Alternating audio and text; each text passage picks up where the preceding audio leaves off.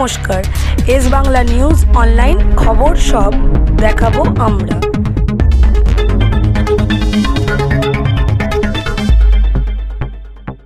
তারকেশ্বরে শ্রাবণী মেলা উপলক্ষে মন্দির এবং রাস্তাঘাট ও স্টেশন পরিদর্শনে রাজ্যের মন্ত্রী বেচারাম মান্না, মন্ত্রী স্নেহাশিস চক্রবর্তী, ডিএম মুক্তা আর্য, বিধায়ক করবী মান্না, বিধায়ক রামেন্দু সিংহ রায়, এসপি কামানাশিস সেন সহ আধিকারিকবৃন্দ।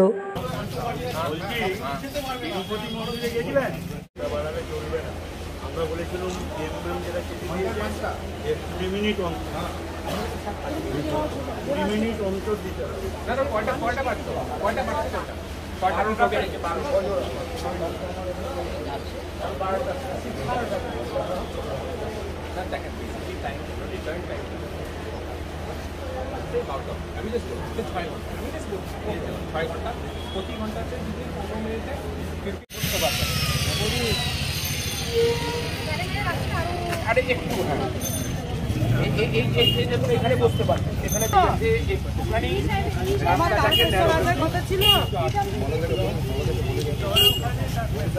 মেলা নিয়ে মিটিং দেখেছি। এই অভিযোগ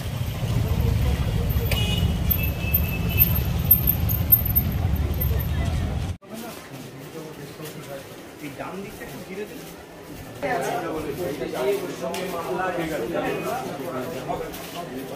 অনেকটাই জায়গা রয়েছে, বুঝেছেন?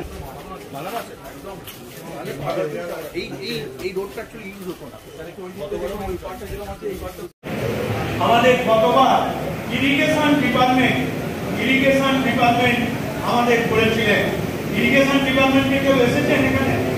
হ্যাঁ, ইরিগেশন ডিপার্টমেন্টকে আপনাকে একটু বলতে হবে, সেই একটা অসুবিধাকে খেয়াল রাখো, ঘাটে জাল দিয়ে ঘেরার ব্যবস্থা হয় সেটা আপনারা করুন।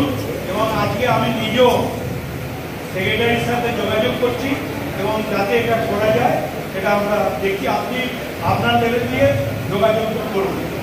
এরপর হচ্ছে আমাদের তারকেশ্বর নিমাইচিত্র ঘাট, মোট 6টি ঘাট আছে। সাধুগঞ্জ ঘাট সহ, চাটার্জি ঘাট সহ এরকম 6টি ঘাট আছে। সেই 6টি ঘাটকে নিয়েই আমাদের এই উৎসবের প্রথম সেখানে সূচনা। এবং আপনারা জানেন শনি রবি সকলেই জল তোলেন। এবং আমাদের জিআরপি এবং পুলিশ কমিশনারের প্রতিনিধিরা এবং আমাদের জিআরপির প্রতিনিধিরা রেল লাইনের গেট চোখে যাতে তারকেশ্বর রোডের উপরে ওঠে তার জন্য সমস্ত পরিকল্পনা ব্যবস্থা করছেন। এবং এখানে একটা সেন্ট্রাল একটা কন্ট্রোল রুম তৈরি হবে।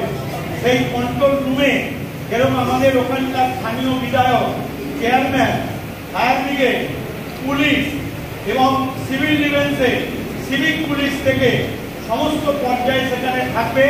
এবং পুরো বৈদ্যবাটি এরিয়া কাটা জিটি রোড সহ দীর্ঘাঙ্গি মোড় পর্যন্ত আমরা সিসি ক্যামেরায় মুড়ে ফেলছি। তারকেশ্বর শ্রাবণী মেলা বহু প্রাচীন মেলা। এই মেলায় যত দিন যাচ্ছে বহু পুণ্যার্থীর আগমন ঘটছে পুরো শ্রাবণ মাস মিলে। এবং আমাদের হিসাব অনুসারে ঘন্টায় 15 লক্ষ মানুষ যাতায়াত করে। সেক্ষেত্রে এই মানুষদের যাতে অসুবিধে না হয়, কিছুটা আমরা গঙ্গাসাগর মেলার অনুকরণে যাতে গঙ্গা থেকে জল তুলে নিয়ে পায়ে হেঁটে মন্দিরে বাবা তারকনাথের মাথায় জল ঢালা পর্যন্ত, এমনকি তাদের বাড়ি যাওয়ার পথকে সুগম করার জন্য যা যা প্রয়োজন বিভাগীয় সমস্ত দপ্তর থেকে আমার দপ্তরকে নিয়ে আমরা আজকে বসেছিলাম। এবং সঙ্গে আমাদের ডিএম ম্যাম ছিলেন এবং আমাদের এসপি সাহেব ছিলেন এবং বিভাগীয় সমস্ত দপ্তরের জেলা আধিকারিকরা ছিলেন, আমাদের জনপ্রতিনিধিরা ছিলেন, রাজ্যের পরিবহন মন্ত্রী স্নেহাশিস চক্রবর্তী ছিলেন, 2 এমএলএ রামেন্দু সিংহ রায় এবং আমাদের করবী মান্না ছিলেন, এবং 2 পৌরসভার, একদিকে বৈদ্যবাটি পৌরসভার পিন্টু মাহাতো, তারকেশ্বর পৌরসভার প্রতিনিধি হিসেবে রূপা পাঠক এবং রূপা সরকার এবং শশাঙ্ক মুখার্জিরা উপস্থিত ছিলেন মন্দির এবং পৌরসভার পক্ষ থেকে। সার্বিক সমস্তভাবে আলোচনা হয়েছে। একদম সেচ দপ্তরের জল তোলা থেকে শুরু করবে, ইলেকট্রিক যাতে কোথাও অসুবিধে না হয়, প্রতিটা জায়গায় ভলেন্টিয়ার ক্যাম্প, হসপিটালের ট্রিটমেন্টের ব্যবস্থা এবং সেন্ট্রাল ক্যাম্প হবে। এবং সবচেয়ে বড় কথা এবারে নতুন সংযোজন পরিবহন দপ্তরের মধ্য দিয়ে প্রায় 50টি বাস আমরা রাখবো, যেটা তারকেশ্বর বাস স্ট্যান্ড থেকে আমরা ধর্মতলা এবং সাঁতরাগাছি, বালিহল এবং বর্ধমান এইগুলোকে আমরা আধ ঘন্টা অন্তর অন্তর রেল দপ্তর এটা যেরকম হবে, আমরা রেল দপ্তরকে অনুরোধ করেছি যে রবিবার এবং সোমবার ভোর 5টা থেকে এবং বেলা 3টে পর্যন্ত যাতে 20 মিনিট অন্তর ট্রেন দেওয়া যায় তার ব্যবস্থা করার জন্য।